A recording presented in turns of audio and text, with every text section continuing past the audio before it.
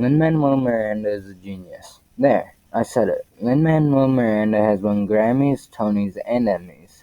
He wrote In the Heights and then the topic of this video, Hamilton. You probably know what Hamilton is because you clicked on this video, but I'll still give you a basic breakdown. Hamilton is a hip-hop musical based on the story of the founding father, Alexander Hamilton. Its cast has many Broadway stars in it.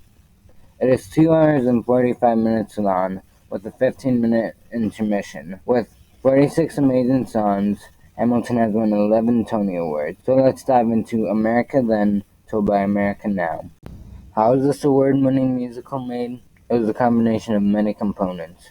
It was the combination of the music, the set design, the costume design, the choreography, and much more. Let's start off with the amazing costume designs designed by Paul Tazewell. Tazewell states, I think basic theater goers realize when a costume is sparkling and glamorous, and they realize when it's wrong. But if it's right, then it should get out of the way. It shouldn't go away, but it should get out of the way so you can be in the moment and experience this world. A very important part of plays and musicals set in the past is period-accurate costumes. To ensure that the costumes were period accurate, Tazewell would use many of the same styles in the late 18th century. These styles would include colors, shapes, fabrics, and silhouettes, and the costumes would vary from each other, from frock coats and tailcoats to Regency dresses and ball gowns. While searching for costume inspiration, Tazewell would study paintings from various artists in the 1700s. The cast was dressed in early versions of the costumes, so Tazewell would be able to find the colors that would work with each other. The costumes had to be comfortable because the actors are constantly dancing in the production.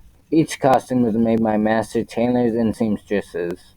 Set design is important. Set director David Korn had put a lot of thought into the stage. He knew that there were two important details. One, it needs to be period accurate, and two, the actors move quickly, so no time for set changes. The set of Hamilton is a colonial building under construction. It's under construction because the country was being built. In Act 2, the walls gain 8 feet worth of bricks, showing that the country has been advancing. The stage has many elements of a boat.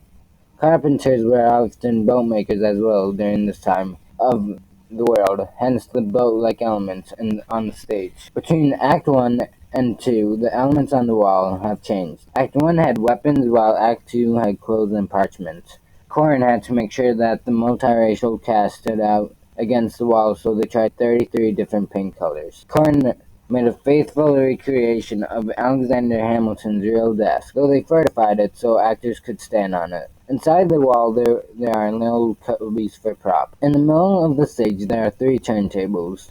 These turntables made it possible for actors to stand still and move at the same time. Turntables represented the significant events that happened in Hamilton's life: the hurricane that destroyed his home, the silicone relationship between Burr and Hamilton, and much more.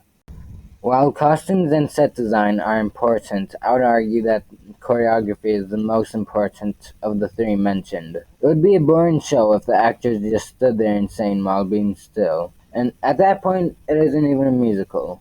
Annie Blankenbuehler was the choreography director. Images always come first, is Blankenbuehler's thought process while figuring out Hamilton's choreography. One example of amazing choreography is in the song Hurricane. While Alexander sings about how he was 17 when a hurricane came and destroyed my town, the actors in the background are standing on the turntables forming a hurricane of people. Blankenbuehler looked at 19th century paintings for ideas of choreography. Painting, the surrounding is blurry.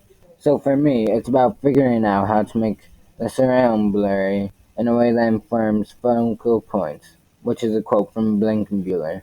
Choreography, as a whole, relies on heavy teamwork, meaning lots of practice for the performers. Before we get into how the music works in Hamilton, we need to learn about Alex Sycamore. He is the orchestrator for Hamilton. Alex Sycamore graduated from Berklee College of Music in 1995. While at Berklee, he majored in professional music. He earned 3 Tony Awards. Now, to get to the good part. Hamilton is a rap school. Most of the time, rap is associated with POC. Though Hamilton is a bunch of fancy old white guys, how does it work so well? Lin-Manuel Miranda says that Hamilton had beef with every other founding father. Alexander Hamilton would also write like he is running out of time. Hip-hop is usually a metaphor for war, i.e. diss tracks. And Hamilton, rap is a way to express fighting and war. Rap is a wordy type of music which fits Alexander Hamilton well, because Hamilton would constantly write. In Cabinet Battle 1, Hamilton keeps rapping even after the beat stops, showing that he is good with words. Hamilton uses vernacular language in its songs. Vernacular meaning shortening and cutting off ends of words, most commonly words ending in ing. In Hamilton, there are many talented actors. The original Broadway cast is the most famous group for Hamilton. To audition for the musical, you need to record a video of yourself singing a popular pop/rock song and post it as an unlisted YouTube video and send it to the casting crew. Thanks for watching.